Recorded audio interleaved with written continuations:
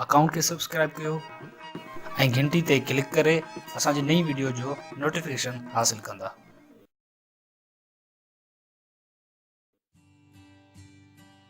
Calcium जिस्मानी सेहत लाइ तमामु ज़रूरी आहे।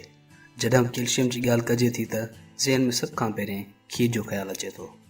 तहक़ीक़ मुताबिक़ खीर जे हिकु गिलास में 300 मिलीग्राम कैल्शियम मौजूदु हूंदो आहे। पर खीर खां सवाइ कुझु अहिड़ा खाधा बि आहिनि जिन में एतिरी कैल्शियम थिए थी जेतिरी शायदि खीर में बि न हुजे। हिते कुझु अहिड़नि खाधनि जो ज़िक्र कंदासीं जिन में खीर खां वधीक कैल्शियम हूंदो आहे। मच्छी खाइण वारा इहो ॿुधी ख़ुशि थींदा त मच्छी में खीर खां वधीक कैल्शियम जो मक़दारु मौजूदु हूंदो आहे। मच्छी जे हिकु हिसे में 340 मिलीग्राम कैल्शियम मौजूदु आहे। अहिड़ी तरह चणनि जो इस्तेमालु बि तमामु घणो फ़ाइदेमंद आहे।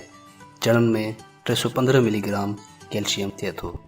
जीअं त तव्हांखे ख़बर आहे त पालक या सावनि पननि वारियूं भाॼियूं तमामु घणियूं फ़ाइदे वारियूं आहिनि।